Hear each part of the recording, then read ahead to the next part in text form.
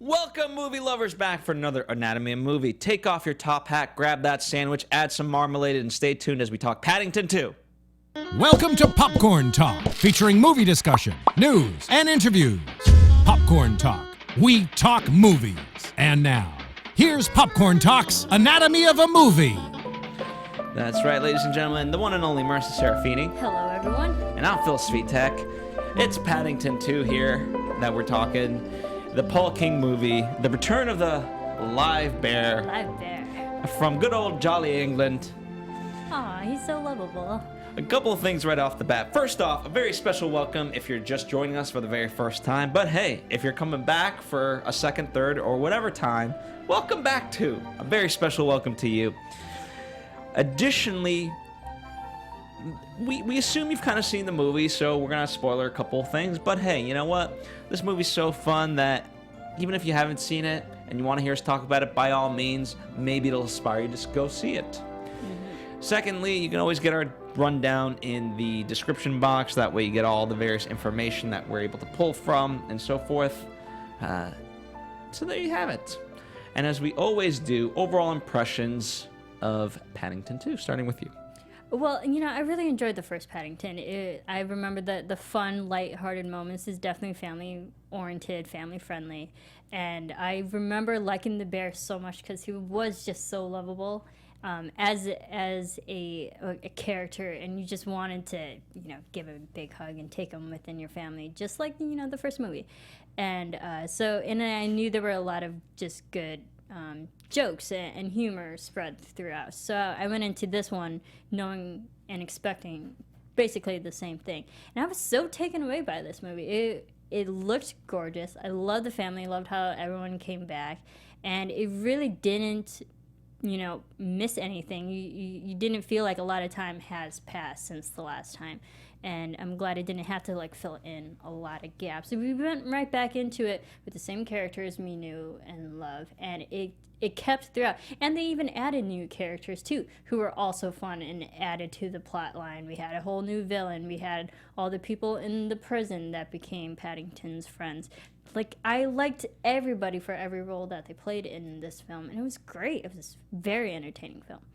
The message of the movie is truly wonderful and magical and took me by surprise. It was the movie that I really needed. We're in sort of Oscar season, and a lot of these movies are dark. Mm-hmm. And yes, I understand not everyone in prison is as jovial as our prisoners are, but there's just something whimsical to this idea that no matter where you go, you can make a friend. And I think, while it may not be 100% possible, I think it's a good message nonetheless. I thought, and the fact that this is a caper movie just added such a fun layer to it all. I love those types of movies. And where Paddington was good. To me, and when I say good, I mean better than good, but it was good. This is fantastic. Paddington 2 took it up such a secondary level, and what I appreciated was it was very kid-friendly, which means I still am trying to figure out what the right word is, because I don't want to say dumbed down, because I don't think this movie's dumbed down in any sense, but it's more simplistic, let's say. And I thought for a moment when Hugh Grant's character, he gets sort of introduced as the derelict, let's say. I thought, oh, okay, I know it's going to be him. Am I excited to see them kind of figure that out when I already know this? But no. They immediately tell the audience, oh, it's him. And so now you're at the same pace of the movie. The characters haven't quite caught up. That's okay. They'll get there. And you're having fun with it. I appreciated that they didn't try to withhold that information when it's such an easy, obvious reveal. Mm-hmm. And I like that when, you know, the audience knows and the main characters don't. That irony in there, I love it. And it was actually used very well. And it also in a very humorous way. I mean, we had Hugh Grant and his character. And I think he was fantastic because he was so fun to watch, even though we know we shouldn't root for him. But the way that he went about things was funny and entertaining. And I went to go see this film like on a Saturday, so you knew there was going to be a bunch of families, a bunch of kids. I actually had 2 kids on both sides of me. And the babysitter, Marisa. Yeah, basically. I had 2 kids on both sides of me. And I just remember thinking, I was like, oh, no, I'm going to be surrounded by kids. It's going to be a horrible audience. Why every time I go to a kids' film now? But that was the quietest audience that I have had in a long time, surrounded by so many kids. But that's how great the movie was, because it was so enthralling and appealing to everybody. It kept everybody's attention, all the adults, all the kids. It's such a solid film to when everyone's paying attention, and I think it did a great job with just all the characters and everything that was happening.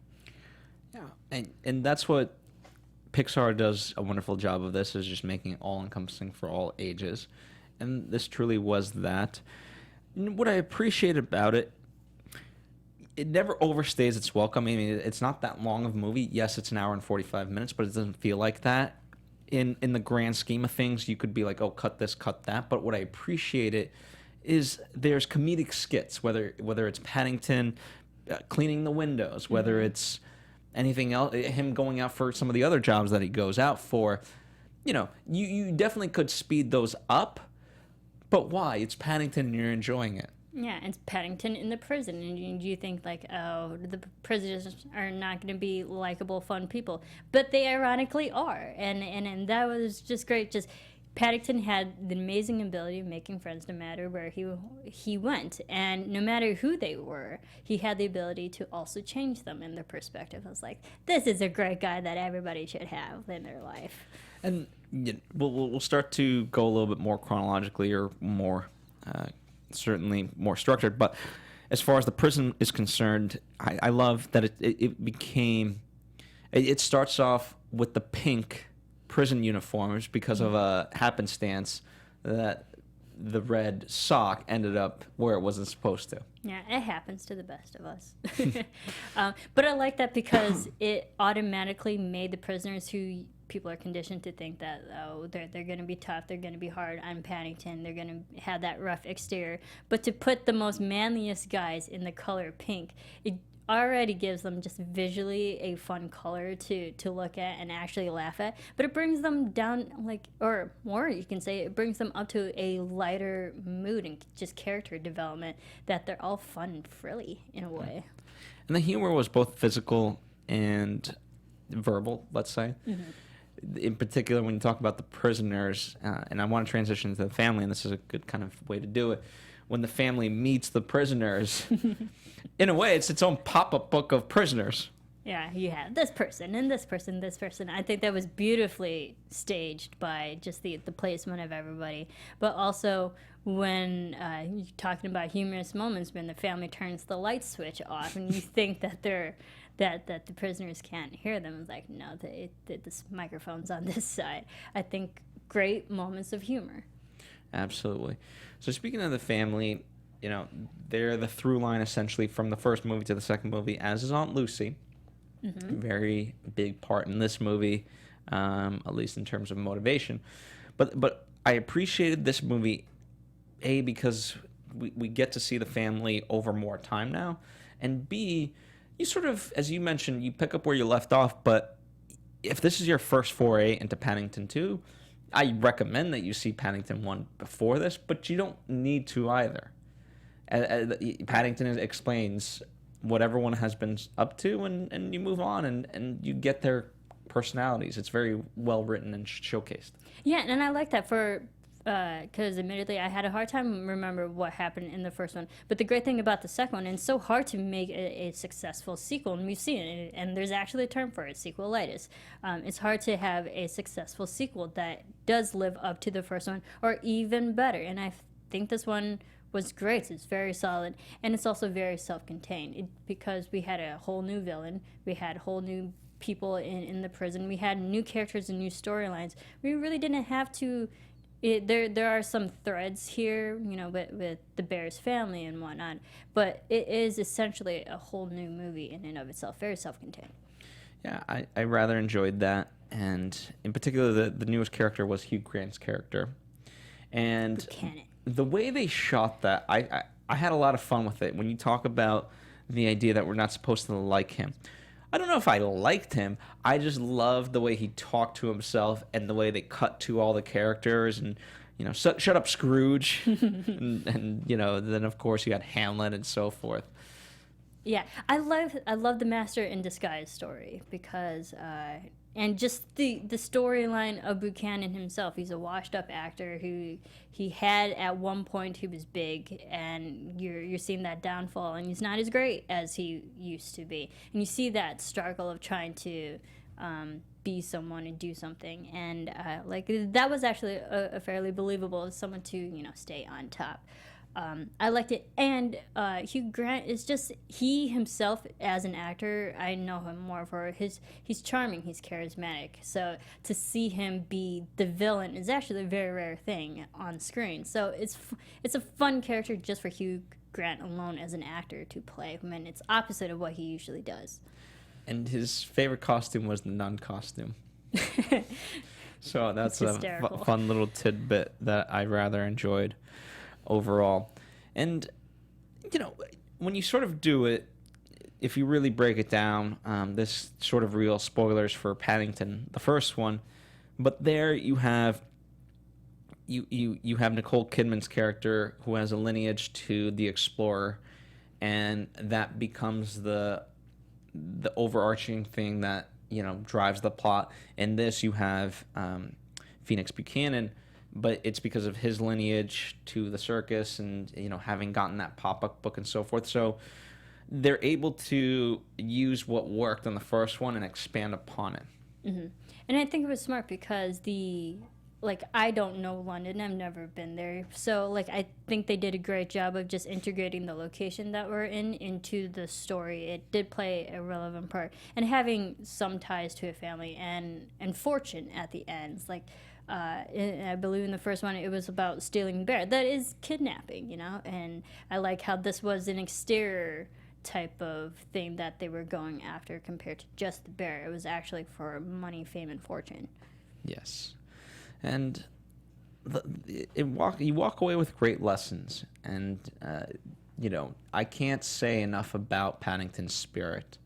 Even when he goes to jail, the way he writes to Aunt Lucy, who we should definitely talk about. He has that great spirit of being able to look at the positive side of everything, no matter what. Mm-hmm. Yeah, and I love Aunt Lucy. Such a likable. Here's a question for you. Did you ever think that Aunt Lucy would never make it or Aunt Lucy would never make it to London? Because I think that was so clearly set up. I was like, she's eventually going to make it to London. You knew it. So once you got the reveal at the end, and she finally did go to London, I was like, oh, was that a surprise to you, or did you figure it out? It wasn't a surprise as much. To be honest, I didn't really think about it until way later in the movie, just because I didn't need to. And when part of it was when I came to a movie like this, I just came to enjoy it. It's not that I shut off my brain, but I just wanted to enjoy it in the moment from the eyes of Paddington. And I didn't need to go beyond thinking, oh, what's going to happen, this and that. The only obvious one that I mentioned was the Phoenix one, because it was so in your face, and I'm sure for you this was too, but I didn't go beyond that. Yeah, Phoenix was definitely the bigger, grandiose storyline, but I just knew it because I think they did a great job of setting up at the beginning. When we had the amazing moment when Aunt Lucy and the uncle save Paddington, and he just has marmalade in his hand, and just the look at the eyes of little Paddington, very oh, how freaking sweet. And then there was a line where Aunt Lucy was like, I guess we were not going to London, and then a few minutes later, where Paddington keeps saying, Aunt Lucy always wanted to come to London. I was like, she's going to eventually get there. You watch. So I think it was definitely set up properly and earned at the end. I did like it. And then I liked the caper storyline, too, because, me and mysteries, I think, is always fun. I enjoyed that quite a bit. Going back to your point about Aunt Lucy, regardless, when that moment hits, it's just such a... Paddington's reaction, I really feel like, is the audience's reaction, and it's just so heartwarming. There's no other real way to describe it. Maybe there is, but I'm just not. inclined to do so. Let's just say. Right, it's a heartfelt moment. It's a heartwarming moment, and it was kind of a surprise to me at the end. Like that's where it just ended. Like I felt like they could have gone a little bit more of how did Aunt Lucy take in London? How did she react? Now finally have That's been there. Paddington 3. Yeah, I guess so. It's like now Paddington, because like she's finally physically there, but I kind of wanted to see Paddington actually show Aunt Lucy around. So maybe that could be the They third could one. have. I think They that could have been a ended it great really credit abruptly. sequence. Yeah, they ended it really abruptly. Yeah. The other aspect that I appreciated that worked in the first movie that also now translates to this one is the dynamic of the family. You know, everyone's got their own things going on, and eventually they come together. So and their skill sets get used. The Browns, you know, Sally Hawkins' character Mary, she wants to go on an adventure, and so that I love how the husband keeps saying like, no, you just want to do an adventure. For the girl with her newspaper and so forth, and obviously the boys' knowledge of trains, steam trains. It just everyone's passion comes through. Yeah, everyone, like the whole Brown family, they all played their own role, and they all had their moment to shine with the boy in the train and getting all that started. The girl actually printing out the news. And we had the father who always wanted to be a famous baseball pitcher and stuff. He's used his skill to stop Buchanan. I loved Mary Brown. Sally Hawkins is an amazing actress, and she's getting a lot of recognition now these days too. Much deserved. And I'm glad she had a bigger storyline in this movie, because she was one of those people who was on the right track. She was figuring out this whole mystery. She was taking the initiative to track who the heck was doing all this, and I was like, yeah, you go, woman. She was great. I love the whole Brown family, and it was really sad to get that moment where Paddington, there was that disconnect, and Paddington was like led to believe that the Browns would eventually forget him. Like, no, you don't know. The Browns actually really do care about you, and they're doing everything in their power to figure out who framed you. I thought it was very sweet. Including the father. It took the father a while to come around in the first one, and just seeing his wife in Buchanan's apartment and then just helping him out, and yep, we're just doing insurance. insurance. And my wife's helping me. Yeah, and that was just a fun moment to see just how much the Brown family cared, and the lengths that they went to figure out that it was Phoenix Buchanan, like breaking and entering. We haven't broken anything. Great moments of just the family. They played a big part in this movie. Absolutely. And also, going back to what you just said, as far as Paddington being led to believe a certain thing, when the prisoners leave him, in particular, his chef friend Knuckles McGinty, McGinty, who I loved because just the turn. It's all because of marmalade that people can be friends. It's great. You think that they really are looking out for his best interest, and that was another one where I was like, okay, I know they're gonna say goodbye, but they're gonna help him. Yeah. So I appreciated that they in fact did come back, and I know it wraps things up so nicely in a bow for you. It's like it's this amazing present, and I know life isn't necessarily that way, but because it's just nice to see a story that is so satisfying like that, and even though it plays all the beats, the fact that it pulls it off so well and you don't mind is great. Yeah, I think Knuckles was a great character and a good ally for Paddington to have, especially in prison amongst all those guys. I loved how they set up Knuckles, like, you don't ever mess with him.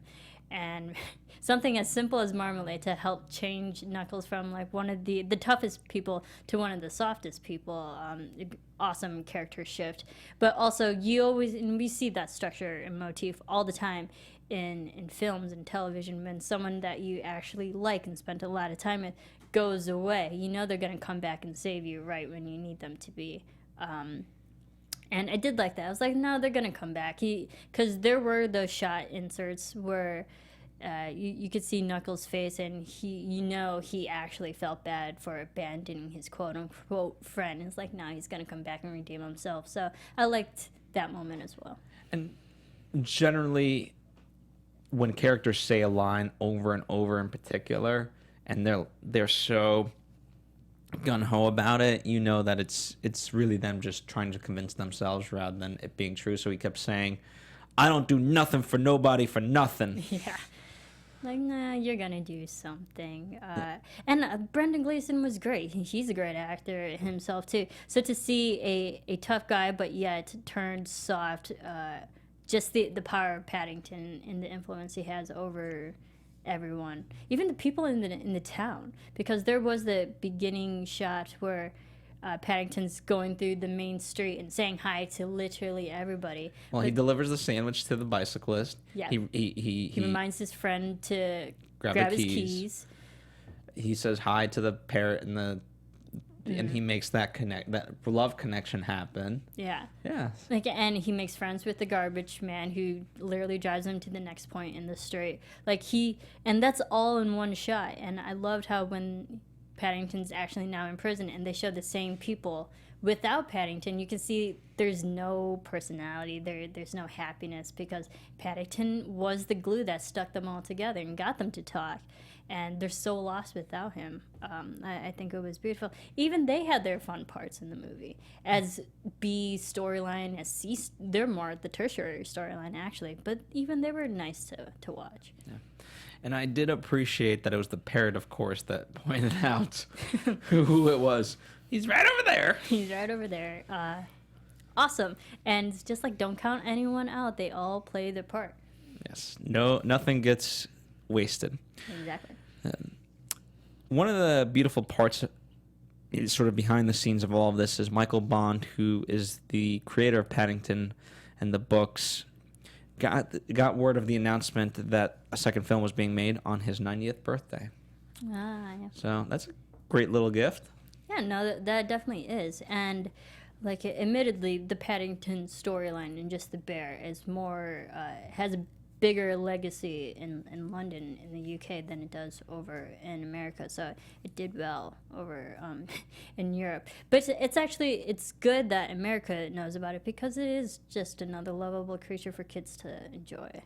Yeah, I mean, technically, we have Winnie the Pooh, who he's a talking bear who likes honey, which is similar enough to marmalade, I guess. Right. And Winnie the Pooh is also, I mean, the writer was also British. So, like, that, he was big in Europe before he came over to America and before they had their own tour. Also, you guys, speaking of Winnie the Pooh, and I completely digress, go watch the Goodbye Christopher Robin's excellent movie about the whole genesis of Winnie the Pooh. Coming back to Paddington.